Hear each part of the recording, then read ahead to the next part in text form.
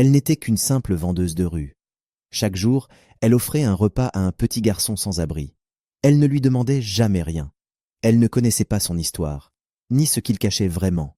Mais un matin, alors que tout semblait calme comme d'habitude, un gros 4x4 s'arrêta brusquement devant sa petite boutique. Et ce qui se produisit ensuite dépassa tout ce qu'elle aurait pu imaginer. Dans un coin calme d'Abidjan, loin des grandes routes et des belles maisons, un petit garçon marchait seul.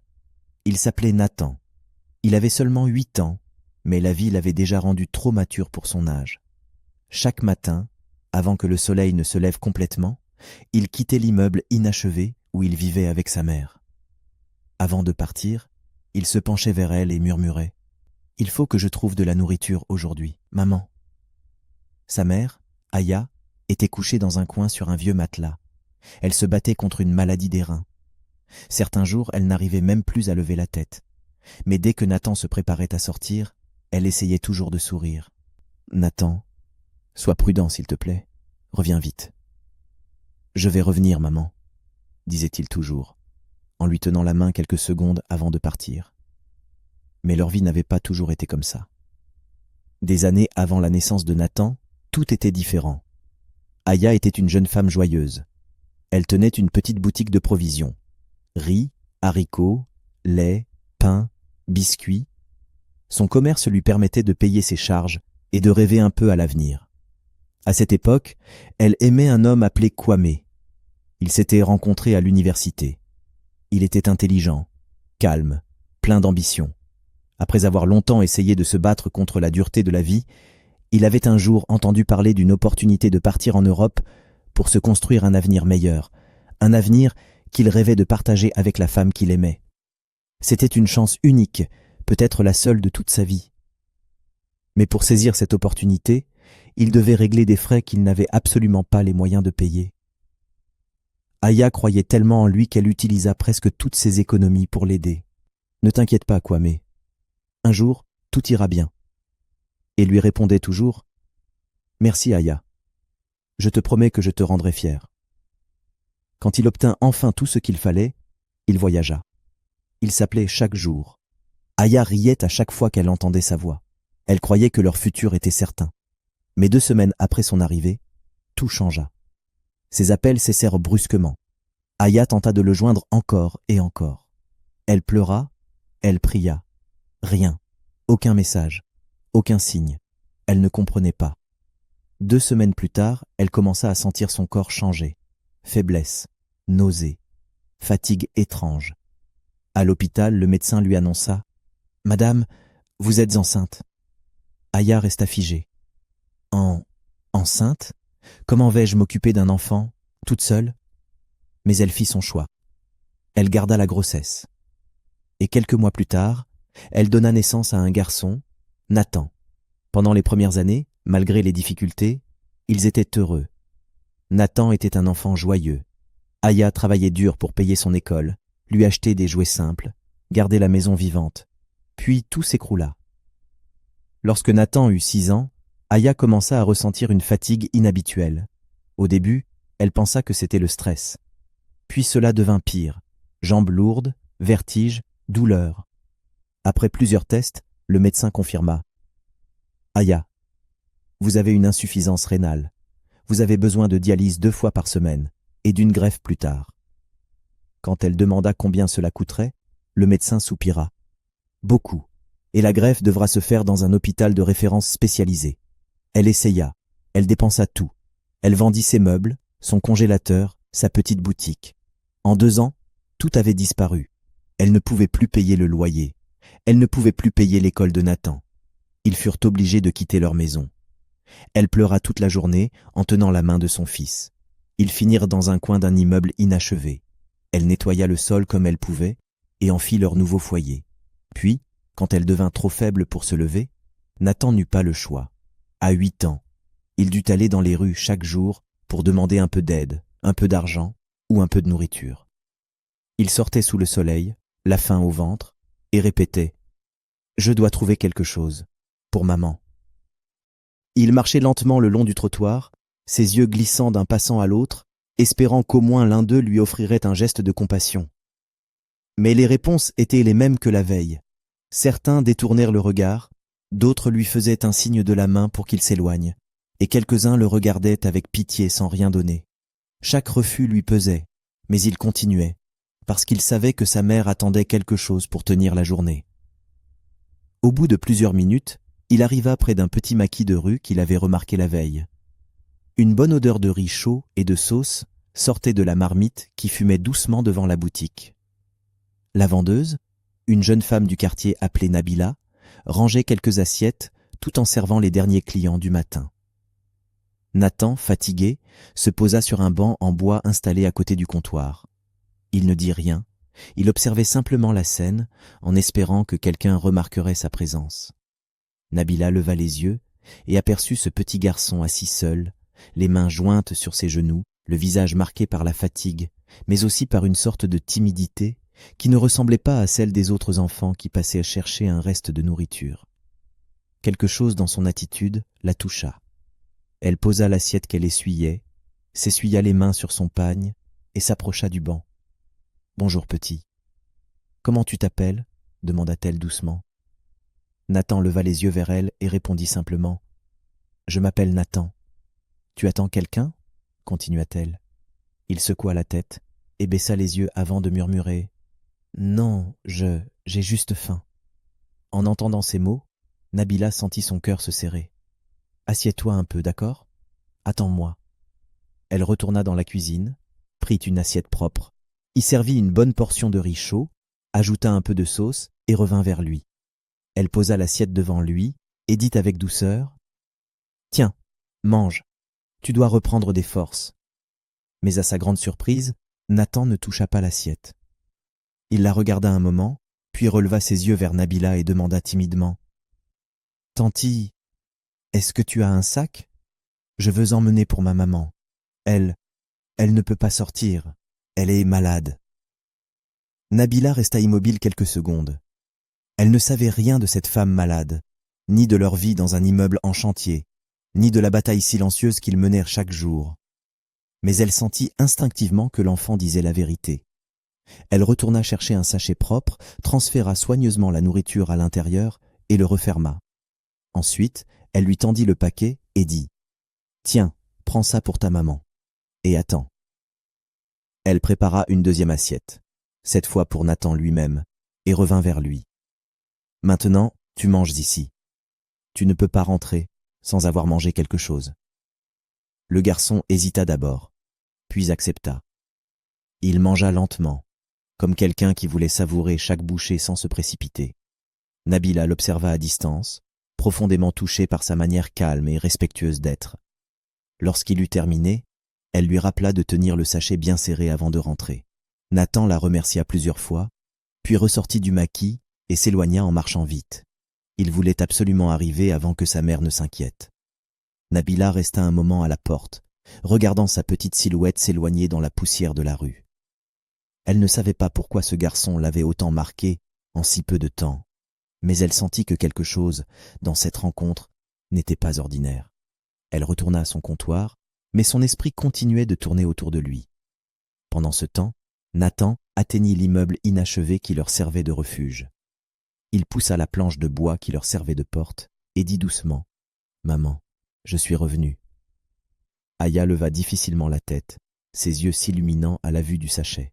Nathan trouva une assiette, la rinça comme il pouvait, servit un peu de nourriture et vint s'asseoir près d'elle pour l'aider à manger.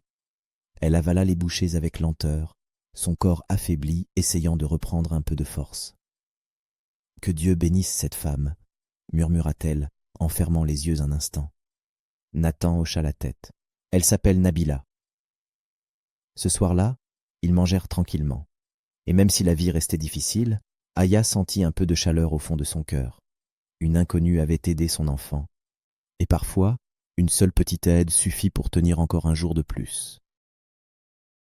De son côté, dans son studio, Nabila comptait sa petite recette du jour pendant que les bruits du quartier commençaient à se calmer. Mais son esprit revenait toujours à l'image de Nathan, à sa manière de parler, à ce visage sérieux et sincère. Elle se demanda comment vivait cet enfant pour qu'il préfère donner son repas plutôt que de manger lui-même. Elle se coucha ce soir-là avec un poids dans la poitrine. un poids fait de compassion, de questions, et d'un sentiment étrange que cela ne s'arrêterait pas là. Les jours qui suivirent, Nathan continua de sortir tôt chaque matin. Il n'avait que 8 ans, mais il savait que sa mère n'avait que lui. Et comme elle n'arrivait plus à se lever, il devait être celui qui ramenait quelque chose à manger. Ce matin-là, après avoir donné à manger à Aya la veille grâce à l'aide de Nabila, il reprit son chemin habituel, mais il marchait d'un pas décidé, comme quelqu'un qui a une mission à accomplir. Il tenta d'abord de demander un peu d'aide aux passants. Certains répondirent brusquement, d'autres l'ignorèrent complètement. Après plusieurs refus, il sentit un découragement monter en lui. Mais au lieu de rentrer les mains vides, il pensa immédiatement à Nabila. La manière dont elle l'avait accueilli la veille lui donna un peu de courage. Peut-être qu'elle accepterait encore de l'aider. Arrivé près du maquis, il fit semblant de passer, comme s'il n'osait pas entrer directement. Nabila, qui essuyait une table, leva la tête et le reconnut aussitôt. Son visage s'adoucit. « Nathan, tu es venu ?» dit-elle en s'approchant. Il se retourna timidement. « Bonjour, tanti. Viens, assieds-toi. » Elle lui montra une chaise à l'intérieur. « Tu n'as rien mangé depuis ce matin ?» Il secoua doucement la tête, un peu honteux. Nabila s'éloigna un instant, prépara 2 portions, une pour Nathan, une autre qu'elle emballa soigneusement, puis revint vers lui. Cette fois, elle ne lui demanda pas de manger tout de suite. Elle posa l'assiette devant lui et dit simplement « Tu peux manger ici, et ça, c'est pour ta maman. » Nathan la regarda, les yeux légèrement brillants. Il ne dit pas grand-chose, mais sa gratitude se lisait sur son visage. Il mangea doucement, puis prit le sachet emballé pour sa mère. Avant qu'il ne parte, Nabila posa une main sur son épaule. « Nathan, tu peux venir chaque jour, d'accord ? Je mettrai toujours quelque chose de côté pour toi et pour ta maman. Ne marche plus longtemps sous le soleil comme ça. » Le petit hocha la tête. Cette phrase seule lui donna un sentiment de sécurité qu'il n'avait plus ressenti depuis longtemps. Lorsqu'il rentra à la maison ce soir-là, Aya, qui avait un peu repris connaissance, leva les yeux vers lui. Elle aperçut le sachet dans ses mains et demanda enfin la question qui lui brûlait les lèvres depuis la veille. « Nathan, d'où vient toute cette nourriture ? Qui t'aide ?» Le garçon s'assit près d'elle et répondit calmement. « C'est une femme au maquis. Elle s'appelle Nabila. Elle m'a vu assis, elle a demandé mon nom, et elle m'a donné à manger sans rien demander. Aujourd'hui encore, elle m'a dit de revenir. » Aya resta silencieuse un moment. Ses yeux se remplirent d'émotion. Elle savait ce que cela signifiait. Quelqu'un avait vu son fils, quelqu'un l'avait considéré, quelqu'un avait tendu la main alors qu'il n'avait plus rien. « Que Dieu bénisse cette femme !» souffla-t-elle d'une voix fatiguée. Ce soir-là, Nathan la nourrit encore une fois, plus paisiblement que d'habitude. Une lueur d'espoir commençait à apparaître dans leur quotidien. Pendant ce temps, Nabila, dans sa chambre modeste, repensait au garçon. Elle se surprit à espérer qu'il revienne le lendemain, non pas par obligation, mais parce que quelque chose en elle voulait veiller sur lui. Elle ne savait toujours rien de l'histoire complète, mais elle sentait qu'elle se trouvait au début de quelque chose de plus grand qu'elle. Elle n'avait aucune idée que ce simple geste de gentillesse allait bientôt changer sa propre vie. Les jours suivants, Nathan se rendit au maquis de Nabila avec une régularité qui surprit même la jeune femme. Dès qu'il apparaissait devant la petite table en bois, Nabila sentait quelque chose changer dans son humeur. Elle posait sa louche, lui adressait un sourire et préparait aussitôt une assiette pour lui. C'était devenu une habitude, presque une promesse silencieuse entre eux. Nathan, de son côté, arrivait toujours avec la même politesse, la même timidité, comme s'il n'osait jamais trop en demander. Pourtant, chaque fois qu'il s'asseyait, il paraissait un peu plus léger. Il mangeait calmement, regardait Nabila ranger la cuisine, et parfois même l'aidait à rincer une assiette ou à ramasser une serviette tombée. Il faisait ses gestes sans bruit, avec une douceur que Nabila n'avait pas l'habitude de voir chez un enfant. Un après-midi, alors que la chaleur commençait à baisser, Nabila s'assit près de lui et l'observa quelques secondes avant de lui poser une question qu'elle retenait depuis plusieurs jours. « Nathan, est-ce que ta maman va mieux ?» Le garçon baissa légèrement les yeux, comme s'il choisissait ses mots avec soin. Elle ne peut toujours pas marcher. Elle est fatiguée, presque tout le temps. Nabila sentit une pression dans sa poitrine. Ce garçon vivait quelque chose qu'un enfant ne devrait jamais affronter. Elle inspira doucement. « Tu sais, j'aimerais beaucoup la saluer un jour, si elle est d'accord, juste pour lui dire bonjour. » Nathan releva les yeux, étonné qu'une étrangère s'intéresse autant à eux. « Je vais lui demander. » Ce soir-là, lorsqu'il rentra, sa mère l'accueillit d'un faible sourire. Lorsqu'il lui parla de Nabila, de sa gentillesse, de sa demande de visite, Aya resta silencieuse un long moment. Puis elle hocha doucement la tête. Si elle veut venir, elle peut. 2 jours plus tard, Nabila ferma son maquis un peu plus tôt, un geste qu'elle n'avait pas fait depuis longtemps. Elle suivit Nathan jusqu'à leur habitation. Lorsqu'elle entra, elle vit Aya allongée, le visage fatigué mais éclairé d'un sourire chaleureux. Nabila s'approcha avec respect et salua la mère de Nathan avec douceur. Elles échangèrent quelques mots simples, mais chaque phrase semblait porter une grande valeur pour Aya.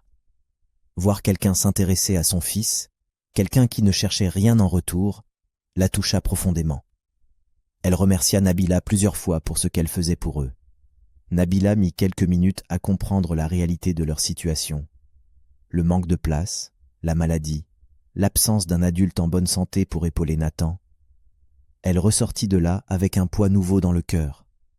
Ce n'était pas seulement de la compassion, c'était un début d'attachement, un sentiment qui grandissait sans qu'elle s'en rende compte. Pendant ce temps, loin de ce quartier, un homme venait de poser ses valises à Abidjan, après plusieurs années d'absence.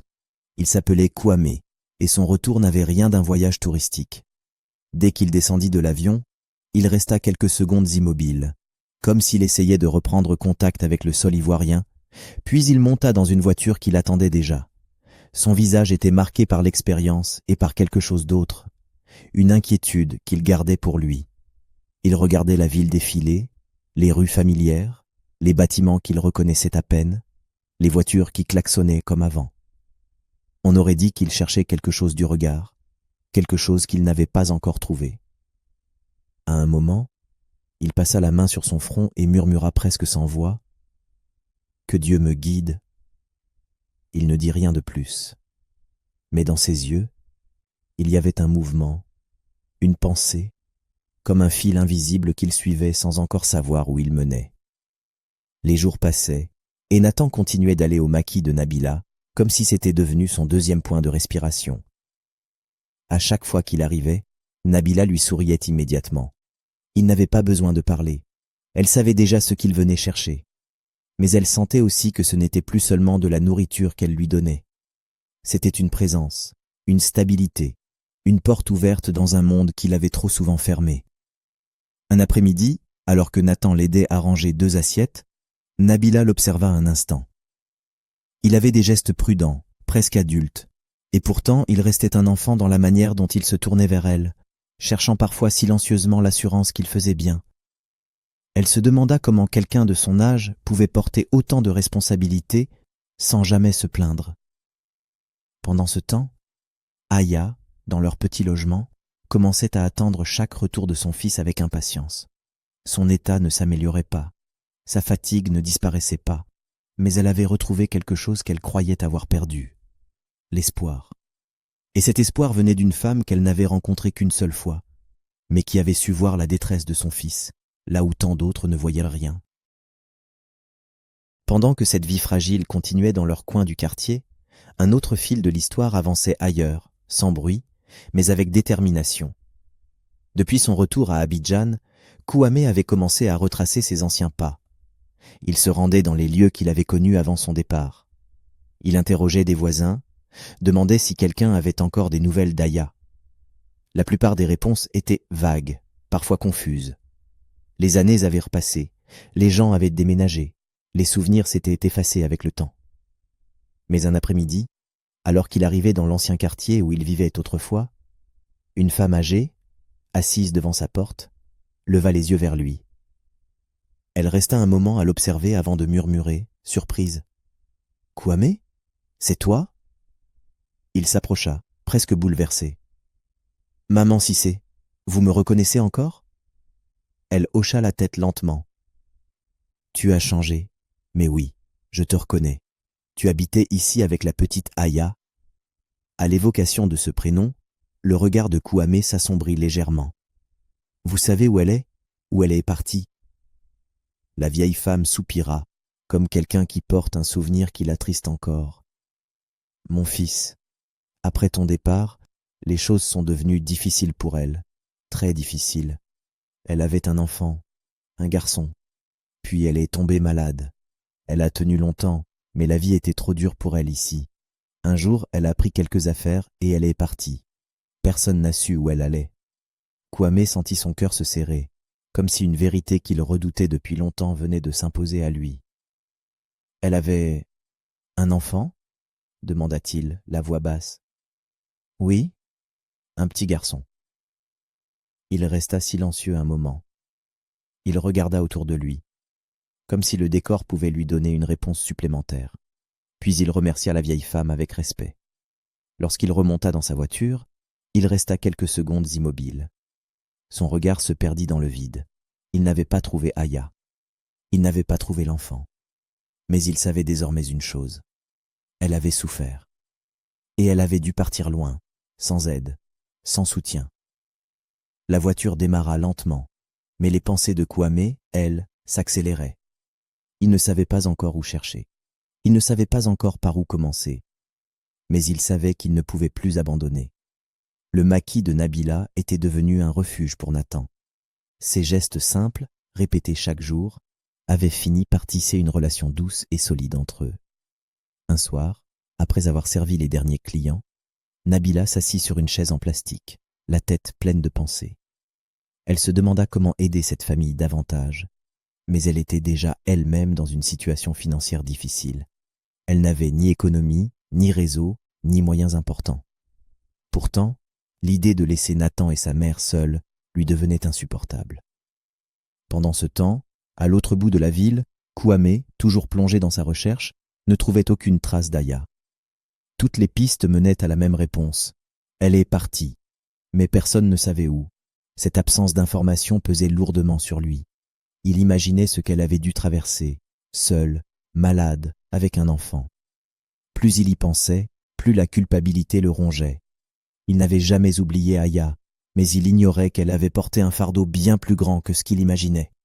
Un soir, dans la grande maison qu'il avait louée provisoirement, il s'assit dans le salon, les lumières tamisées reflétant son visage pensif. Un protecteur corpulent restait devant la porte, mais Kouamé ne lui prêtait aucune attention. Il pensait encore et encore à la phrase de la vieille femme. Elle avait un enfant. Elle était malade. Il ferma les yeux un instant, inspira profondément, puis décrocha son téléphone. « Appelle-moi le chauffeur. J'ai besoin de lui demain matin. » Quand le chauffeur arriva, Kouamé lui donna une instruction simple, mais lourde de sens. « Je veux que tu cherches des petits hôpitaux, des centres de santé perdus dans les quartiers, les endroits où les gens souffrent et où personne ne va vraiment. Je veux y faire des dons, et je veux comprendre comment vivent ceux qui n'ont aucune aide. » Le chauffeur hocha la tête, surpris mais respectueux. « Très bien, patron. Je commencerai demain à la première heure. » Kouamé ne dit rien de plus. Mais derrière ce geste généreux, il y avait autre chose. Il voulait aider, oui.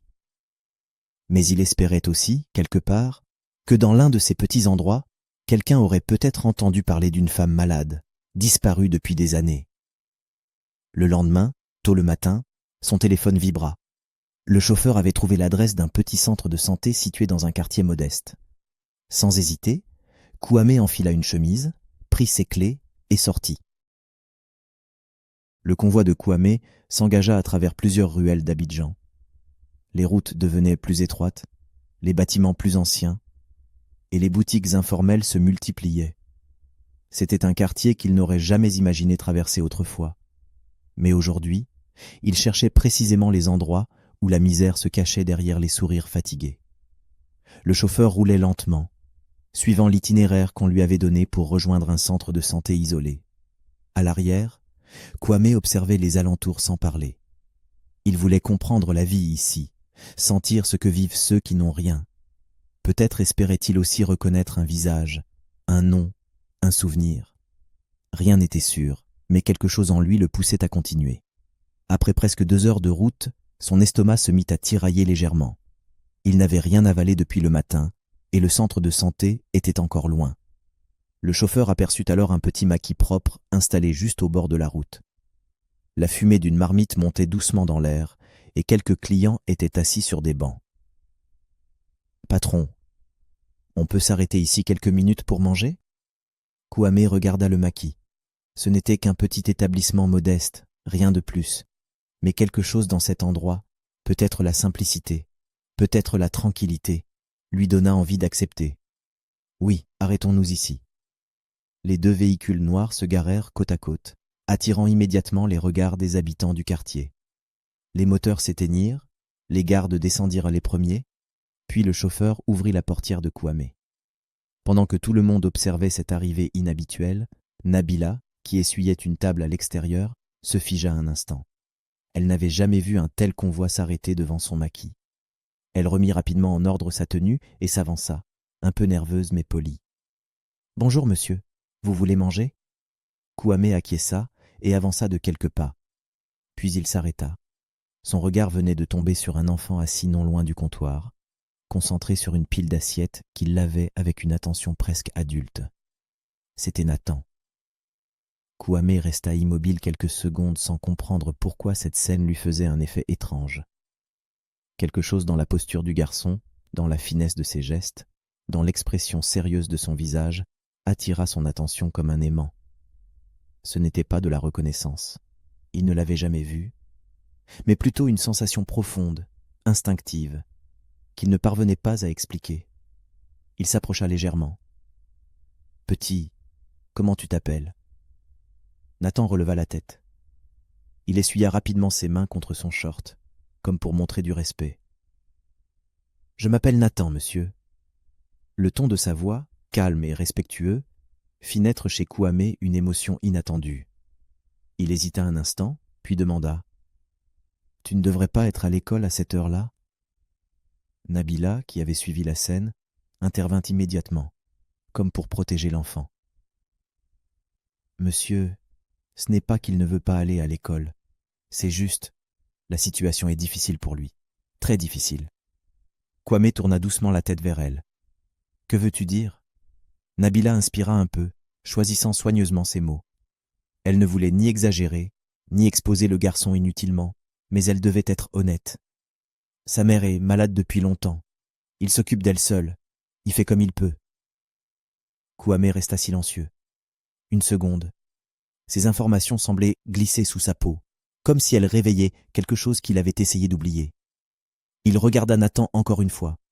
Et plus il le regardait, plus quelque chose l'étreignait intérieurement. Un mélange d'empathie, de curiosité et d'un étrange écho du passé. Finalement, il tourna à nouveau les yeux vers Nabila. « Où vit-il » demanda-t-il doucement. Nabila fronça légèrement les sourcils. Elle n'était pas du genre à faire confiance facilement. « Pourquoi cette question, monsieur ?» Kouamé hocha la tête. « Je cherche à aider des familles en difficulté. On m'a conseillé de visiter des quartiers comme celui-ci. Si ce petit garçon vit une situation compliquée, je peux peut-être faire quelque chose. » Il ne mentait pas, mais il ne disait pas tout non plus. Nabila observa ses yeux un long moment. Elle n'y vit ni dureté, ni mépris, ni jugement. Juste une sincérité étrange pour un homme de son rang. Alors elle dit simplement « Je peux vous y conduire. » À ce moment précis, Nathan baissa les yeux, sans comprendre ce qui se jouait autour de lui. Mais un tournant silencieux venait d'être amorcé. Et personne ne savait encore que cette décision allait ouvrir une porte que le destin gardait fermée depuis des années. Nabila avait accepté d'accompagner Kouamé, mais elle resta prudente. Elle jeta un regard vers Nathan, comme pour lui demander silencieusement s'il était d'accord. Le garçon hocha timidement la tête. Il ne comprenait pas encore pourquoi cet homme voulait voir où il vivait, mais il ressentait instinctivement que Nabila ne l'exposerait jamais à un danger. « On peut y aller, monsieur. Ce n'est pas très loin. » Kouamé fit signe à son chauffeur. Il ne voulut pas utiliser tout le convoi pour éviter d'attirer trop d'attention dans la ruelle où vivait Nathan. Il monta simplement dans son véhicule avec Nabila et le garçon. L'autre voiture suivit à distance raisonnable. Le trajet fut court, mais chargé d'une tension discrète. Kwame observait les rues se transformer. Les bâtiments devenaient plus vieux, les ruelles plus étroites. Chaque tournant semblait l'éloigner un peu plus du confort de sa vie actuelle pour le ramener vers quelque chose de plus brut, plus réel. Nathan, assis près de Nabila, gardait les yeux fixés sur la route. Il n'avait pas l'habitude de monter dans des voitures aussi luxueuses. Il restait calme, mais Nabila sentait qu'il était un peu impressionné. Elle posa doucement une main rassurante sur son épaule. « Ça va aller », murmura-t-elle. Quelques minutes plus tard, la voiture s'arrêta devant un bâtiment abandonné, aux murs bruts, sans porte ni fenêtre. C'était là que vivaient Nathan et sa mère. Nabila sortit la première, suivie du garçon. Kwame descendit ensuite, regardant autour de lui. Rien ne l'avait préparé à ça. La pauvreté, il en avait vu dans sa vie. Mais imaginer qu'un enfant puisse vivre ici, cela lui fit un effet étrange, presque douloureux. Nathan avança vers l'entrée sombre. « C'est ici, monsieur ?» Kwame le suivit, son cœur battant un peu plus vite sans qu'il comprenne pourquoi. Ils franchirent l'ouverture de béton, et Nathan les guida à travers un couloir abîmé jusqu'à une petite pièce. Nabila s'arrêta juste avant l'entrée, puis se tourna vers Kwame avec un regard sérieux. « Monsieur, vous devez savoir que sa mère est très malade.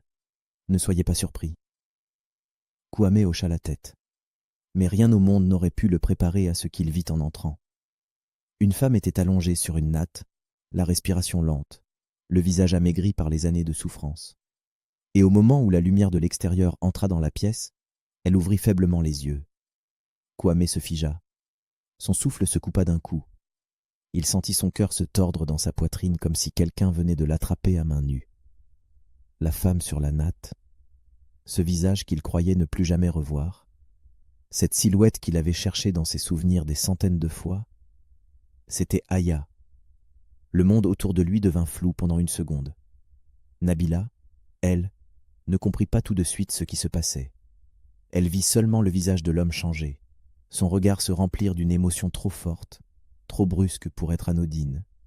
Et Aya, en essayant de distinguer qui se tenait dans l'ombre, entr'ouvrit davantage les yeux. Puis sa voix, presque fragile, franchit ses lèvres. « Kwame ?» Ce simple mot traversa la pièce comme un éclair. Nabila écarquilla les yeux.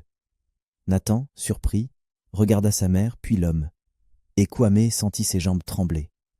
Il n'avait pas seulement trouvé une femme malade. Il n'avait pas seulement trouvé une inconnue à aider. Il venait de retrouver une partie de lui-même, dans un endroit où il n'aurait jamais imaginé la retrouver. Pendant quelques secondes, la pièce resta silencieuse, comme si le temps lui-même avait cessé de bouger. Kwame fixait Aya, incapable de comprendre comment la vie avait pu les ramener l'un vers l'autre dans un lieu pareil. Son cœur battait à toute vitesse. Ses mains tremblaient légèrement. Il s'était préparé à la chercher, mais jamais à la trouver dans un état aussi fragile. Aya, elle, peinait à rester consciente.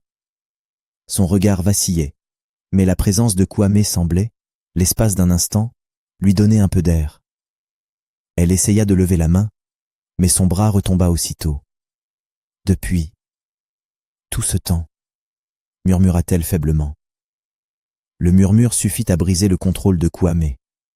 Il avança d'un pas rapide, se pencha près d'elle et prit délicatement sa main. « Ne parle pas maintenant, s'il te plaît. » Sa voix tremblait. Nabila, debout derrière eux, sentit un frisson lui parcourir l'échine. L'homme qui se tenait là n'était plus un visiteur, ni un homme riche venu faire un don. Il était quelqu'un profondément touché, blessé même, par l'état de cette femme. Nathan, surpris par l'émotion de cet étranger, regarda Nabila avec inquiétude. « Tanti, qu'est-ce qui se passe ?» chuchota-t-il. Nabila posa doucement une main sur son épaule pour le rassurer, même si elle-même ne comprenait pas tout. Puis, brusquement, Kwame se redressa. Son visage changea de ton. Son regard devint ferme, presque dur. Il fit un signe rapide à l'un de ses gardes. « On la transporte immédiatement, pas d'attente. Faites attention, elle est très faible. » Les gardes s'exécutèrent sans poser de questions. Ils entrèrent dans la petite pièce avec précaution, soulevèrent Aya avec une délicatesse inhabituelle pour des hommes aussi imposants et la portèrent vers la sortie. Nathan voulut les suivre, paniqué. « Maman, où vous l'emmenez ?» Kwame se tourna vers lui, s'agenouilla devant le garçon et posa une main rassurante sur son épaule. « On va l'aider. On va la soigner, d'accord ? Tu viens avec nous. » Sa voix était douce, mais la tension dans ses yeux révélait la gravité de la situation. Nabila prit Nathan par la main et l'entraîna doucement derrière les gardes. À l'extérieur, le quartier regardait la scène avec étonnement.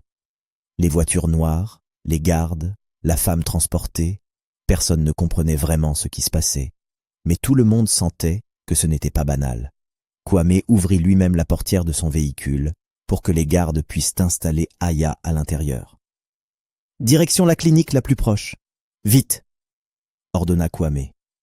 Le convoi démarra en trombe. Dans la voiture, Aya respirait difficilement. Kwame restait à côté d'elle, posant parfois sa main sur son front comme pour vérifier qu'elle était encore consciente. Il n'avait plus l'air du businessman sûr de lui qu'il était il y a encore quelques heures.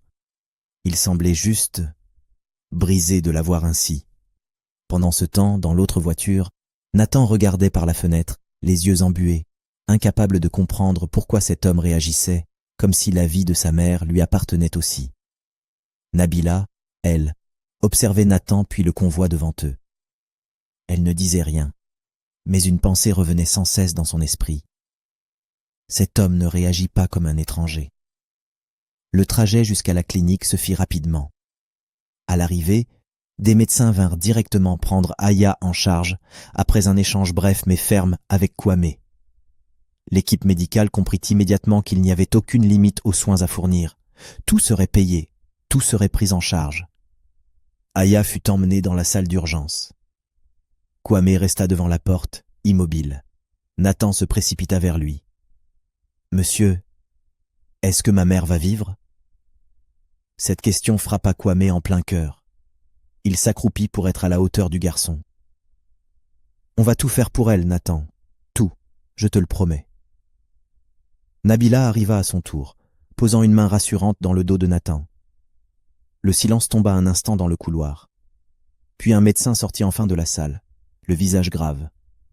Son état est critique. Elle aura besoin de soins lourds et rapides. Kwame répondit sans hésiter. « Faites tout ce qu'il faut, peu importe le coût, peu importe où. Je veux le meilleur traitement immédiatement. » Le médecin hocha la tête et repartit. Nabila regarda Kwame avec un mélange d'émotion et de surprise. Jamais elle n'avait vu quelqu'un réagir avec autant d'intensité pour une femme qu'il semblait connaître à peine. Nathan, lui, tenait sa main serrée contre celle de Nabila, tremblant. Dans ce couloir blanc, éclairé de néons froids, une nouvelle page de leur vie venait de s'ouvrir. Une page que personne n'aurait pu imaginer quelques heures plus tôt. Dans le couloir, Nathan restait immobile, le regard fixé sur ses portes, comme s'il espérait qu'elles s'ouvriraient d'un instant à l'autre. Nabila se plaça près de lui, attentive à chaque réaction de l'enfant. Un médecin revint quelques minutes plus tard. « Nous l'avons stabilisé pour le moment, mais son état est critique. Nous lançons des examens et nous la transférons ensuite en soins intensifs. » Kwame acquiesça sans hésiter. « Faites ce qu'il faut. Je prends tout en charge. » Le médecin repartit aussitôt. Le garçon s'installa près de Nabila, les yeux brillants d'inquiétude. Elle lui caressa doucement l'épaule. « Ta maman est entre de bonnes mains maintenant. » Kwame les rejoignit. Il resta debout, les bras croisés, comme incapable de se poser. Son regard oscillait entre la porte et le sol. La tension de son corps parlait pour lui. Nabila l'observa un moment, puis prit la parole. « Monsieur, je peux vous poser une question ?» Il tourna légèrement la tête. « Oui ? Pourquoi vous faites tout ça pour elle ? On dirait que ça vous touche plus que vous ne voulez le montrer. » Cette fois, le silence dura plusieurs secondes. Kwame fixa un point invisible devant lui, puis répondit calmement « Je vous expliquerai tout quand elle ira mieux, pas avant. » Sa voix était posée, mais on sentait qu'elle retenait plus qu'elle ne disait. Nabila hocha simplement la tête. Elle comprenait qu'il ne s'agissait pas d'un refus, mais d'un secret trop lourd à ouvrir dans un couloir d'hôpital. La nuit tombait doucement dehors. Dans le petit salon réservé aux familles, Nabila installa Nathan sur un fauteuil. Il s'endormit presque aussitôt, épuisé par la journée. Kwame resta debout près de la fenêtre, observant les lumières d'Abidjan comme quelqu'un qui venait de prendre une décision trop longue à porter seul. Il ne parle pas, Nabila non plus. Et dans ce silence, une vérité s'imposait doucement. Le lendemain matin, le couloir des soins intensifs avait une atmosphère différente, plus calme, plus contenue. Les infirmières allaient et venaient en silence, et le ciel gris d'Abidjan filtrait à travers les vitres. Nathan s'était réveillé tôt, encore fatigué, mais avec un seul désir, voir sa mère. Nabila l'accompagnait, veillant sur lui comme une grande sœur improvisée. Un médecin approcha. Elle est toujours très faible, mais elle a réagi légèrement pendant la nuit. Vous pourrez entrer quelques minutes chacun, mais un par un. Un souffle d'espoir, discret, parcourut le couloir. Kwame remercia le médecin, puis laissa Nathan entrer le premier. L'enfant posa à nouveau sa petite main sur le bras de sa mère. Elle ne bougea pas, mais son souffle semblait un peu plus régulier. Quand Nathan revint, Kwame lui posa brièvement la main sur l'épaule, puis entra à son tour. Il resta quelques instants près d'elle, en silence. Lorsqu'il ressortit, il trouva Nabila assise sur une chaise, Nathan contre elle. Le garçon semblait épuisé et s'était rendormi contre son bras. Kwame s'approcha lentement. « Nabila, j'aimerais vous poser une question. » Elle releva la tête. « Oui, monsieur ?» Il hésita légèrement, ce qui n'était pas dans ses habitudes. « Comment avez-vous rencontré ce garçon? Comment tout cela a commencé ?» Nabila jeta un regard vers Nathan, puis répondit simplement. « Il est venu s'asseoir un jour devant mon maquis. Il n'a rien demandé. On aurait dit qu'il espérait juste que quelqu'un le remarque. Quand je me suis approché, j'ai compris qu'il n'avait pas mangé, depuis longtemps. Et il ne voulait pas manger sur place. Il voulait emporter pour sa mère. C'est là que j'ai compris. » Elle inspira doucement. Après ça, il revenait chaque jour. Je faisais ce que je pouvais. C'est tout. Kwame resta silencieux un moment. Chaque parole semblait entrer en lui avec un poids particulier. « Merci, Nabila. Vous avez fait bien plus que vous ne pensez. » Elle baissa légèrement les yeux. C'était normal. Personne ne doit lutter seul comme ça. Un court silence s'installa. Puis, comme rappelé soudain à la réalité du monde extérieur, Kwame demanda « Et votre maquis, vous n'allez pas ouvrir aujourd'hui? Vous allez fermer toute la journée ?» Nabila esquissa un sourire triste. « Monsieur, la boutique peut attendre. Ce petit, il ne doit pas rester seul. Pas aujourd'hui, pas dans un moment comme ça. Je préfère rester ici. » Ces mots touchèrent profondément Kwame. Il la regarda avec une attention nouvelle, presque respectueuse. Nabila ajouta calmement « Le commerce, je peux le reprendre demain. Mais Nathan, il n'a personne d'autre. Alors je reste. » La sincérité de cette réponse sembla adoucir l'atmosphère autour d'eux. Nathan dormait à moitié contre son bras, épuisé. Kwame hocha lentement la tête. « Vous avez raison, merci pour lui. » Il détourna le regard vers la porte des soins intensifs. Aya se battait pour rester en vie. Nathan se battait pour ne pas s'écrouler. Et Nabila tenait tout en équilibre, discrètement, sans rien demander en retour. Dans ce couloir d'hôpital, leur destin se liait un peu plus à chaque minute. Et pourtant, la vérité qui les reliait tous restait encore derrière les lèvres de Kwame, prête à surgir. En début d'après-midi, le médecin chargé d'Aya demanda à rencontrer Kwame. Nabila et Nathan s'approchèrent instinctivement, même si l'homme s'adressait d'abord à Kwame. « Nous avons les premiers résultats. Les reins de votre patiente sont gravement atteints. Elle aura besoin d'un traitement long et régulier. Les prochaines semaines seront essentielles. » Nathan serra la main de Nabila, inquiet. Le médecin poursuivit. « La bonne nouvelle, c'est qu'elle a réagi positivement aux premières interventions. Son corps se bat encore. Ce n'est pas perdu. » Un souffle d'espoir traversa Nabila. Kwame hocha la tête. « Faites tout ce qu'il faut. Je veux qu'elle reste ici, sous surveillance, le temps nécessaire. » Le médecin confirma et repartit. Nathan baissa les yeux, comme s'il venait d'apprendre que la route serait longue. Mais pas impossible. Kwame s'accroupit devant lui. « Tu vas rester avec elle autant qu'il faudra. Je resterai aussi, Nathan. » Le garçon releva doucement la tête. C'était la première fois qu'on lui disait ça, qu'on restait pour lui.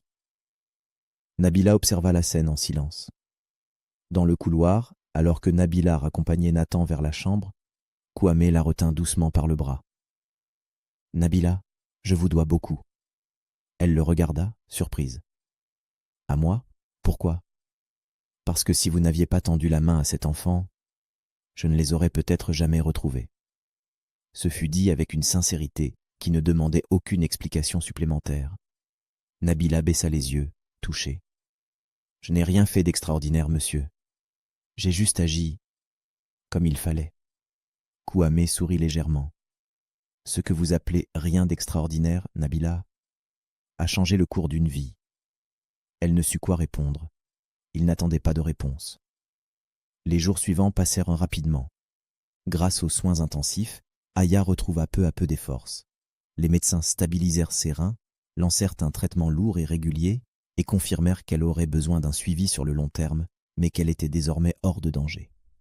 Après une semaine, elle pouvait enfin parler, s'asseoir et reconnaître pleinement les visages qui l'entouraient. Lorsque Aya fut transférée dans une chambre normale, Nathan entra le premier.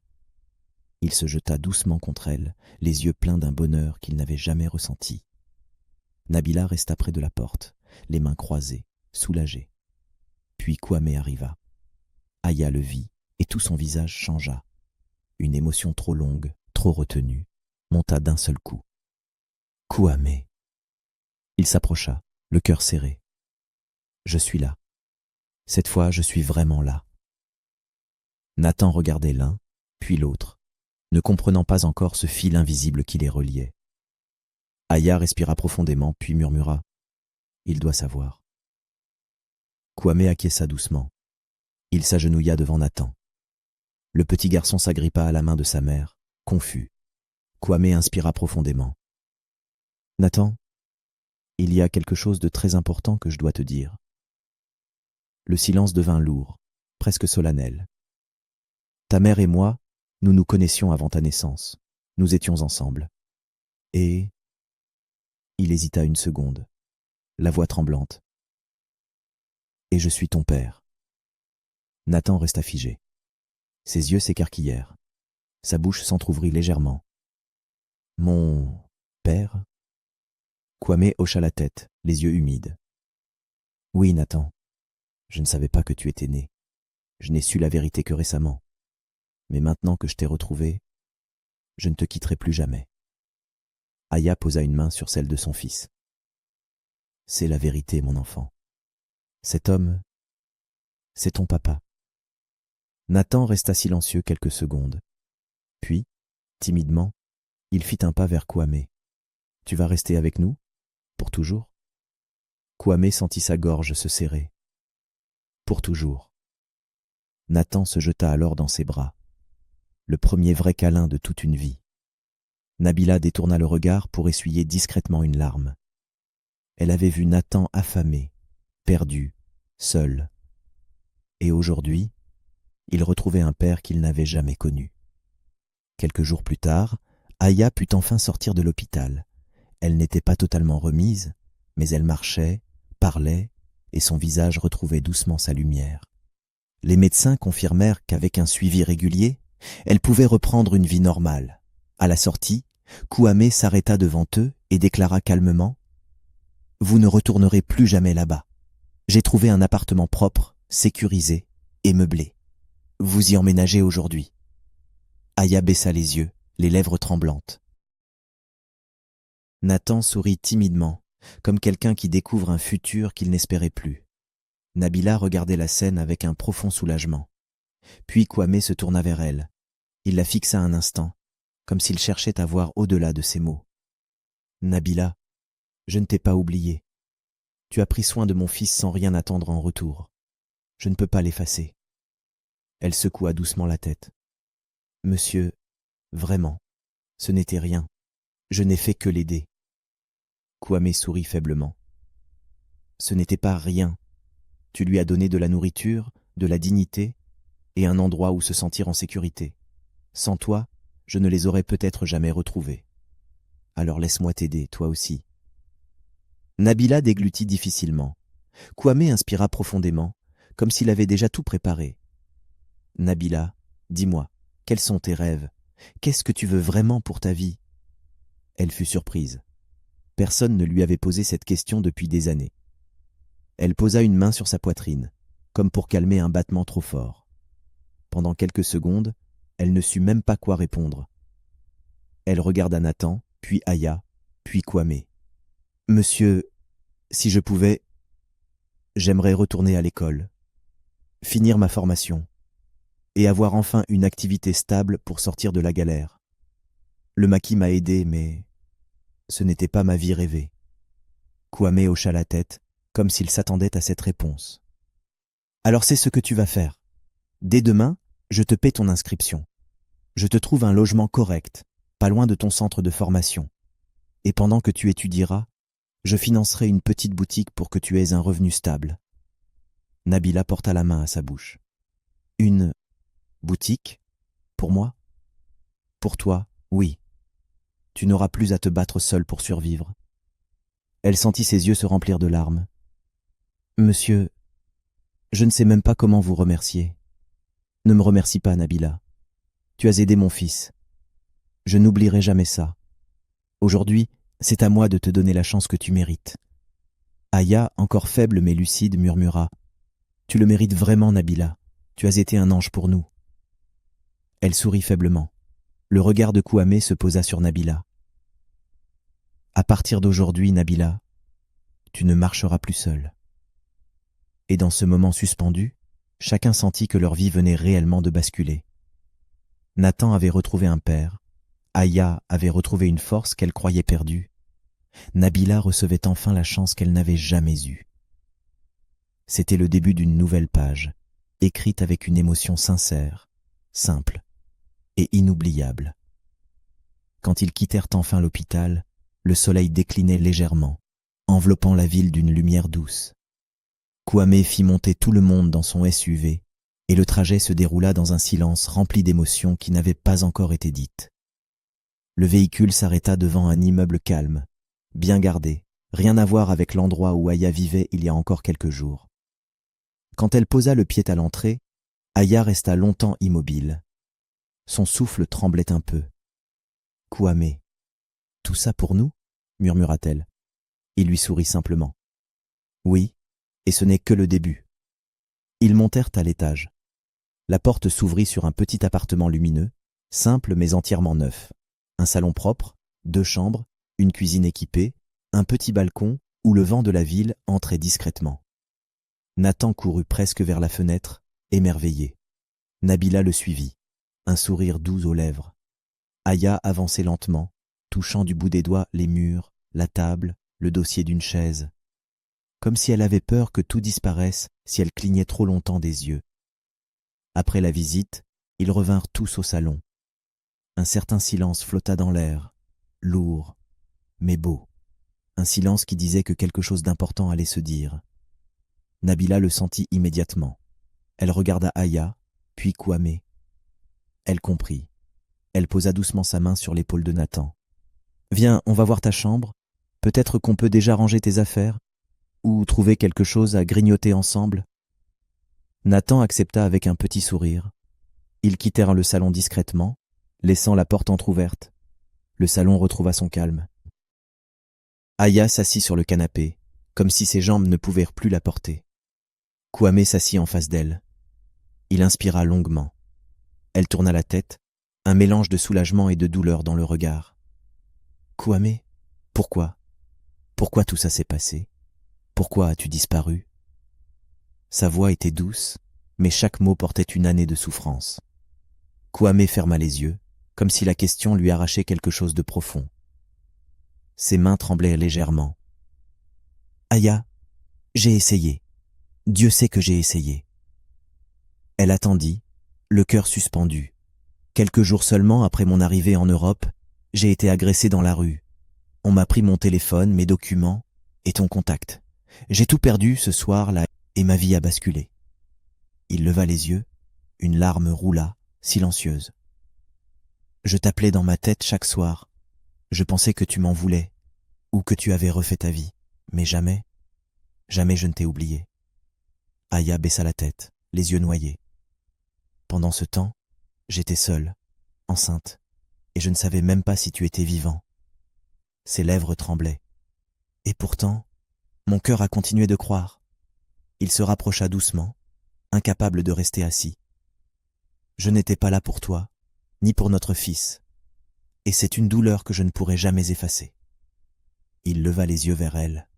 Ils étaient pleins de larmes. Mais je t'ai cherché dès que j'ai pu. Et maintenant que je t'ai retrouvé, Aya, plus rien ne nous séparera. Plus jamais. Elle porta une main à sa bouche pour étouffer un sanglot. Ses épaules tremblaient. Aya baissa la tête, les yeux noyés. Un silence profond s'installa. Les deux respiraient comme s'ils tentaient de rattraper des années de manque. Puis, dans un geste simple et naturel, Kwame mit la main dans sa poche. Aya porta instinctivement ses deux mains à sa bouche. « Kwame, qu'est-ce que tu fais ?» Ses yeux s'embuèrent aussitôt. Il ouvrit lentement un petit écrin noir. À l'intérieur brillait une simple bague, élégante, sans extravagance, mais chargée de sens. Sa voix trembla légèrement. « Aya, on a perdu trop de temps, trop d'années, trop de silence, trop de souffrance. Mais aujourd'hui, Dieu nous a ramenés l'un vers l'autre. » Elle pleurait déjà. « Je veux être là pour toi, pour Nathan. Je veux rattraper chaque seconde perdue. Je veux te protéger, te soutenir, t'aimer comme j'aurais dû le faire depuis le premier jour. » Il inspira un peu plus profondément, ses yeux brillaient. « Alors je te demande, devant tout ce que la vie nous a appris, est-ce que tu acceptes de devenir ma femme? Est-ce que tu veux qu'on reconstruise tout, ensemble ?» À cet instant précis, Nabila et Nathan revinrent dans le salon, marchant simplement, et s'arrêtèrent net en voyant la scène. Nathan, lui, resta figé au seuil. Ses yeux s'agrandirent en voyant son père à genoux devant sa mère. « Maman !» murmura-t-il. Aya, incapable de retenir son émotion, éclata en sanglots. Elle posa ses mains sur son cœur, puis hocha la tête plusieurs fois. « Oui, Kwame, oui !» La bague glissa à son doigt, naturellement, comme si elle avait toujours attendu ce moment. Nathan courut vers eux et se jeta dans leurs bras, riant et pleurant à la fois. Nabila, debout, les deux mains serrées contre sa poitrine, laissa échapper un sourire qu'elle n'oublierait jamais. Elle essuya une larme discrète. Elle savait que sa petite part de bonté avait contribué à créer cet instant. Dans ce salon simple, neuf, baigné d'une lumière douce, une famille venait de renaître. Et trois destins, celui d'une mère, d'un père et d'un enfant, venèrent de se rejoindre pour toujours. Et cette fois, rien ne pourrait plus les séparer. Merci d'avoir regardé cette vidéo jusqu'au bout. Si elle vous a touché, laissez un pouce bleu. Abonnez-vous à HD Story. Et surtout, partagez cette vidéo avec quelqu'un qui a besoin de se rappeler que même dans les moments les plus sombres, la vie peut encore offrir une seconde chance. Prenez soin de vous et à très bientôt pour une nouvelle histoire.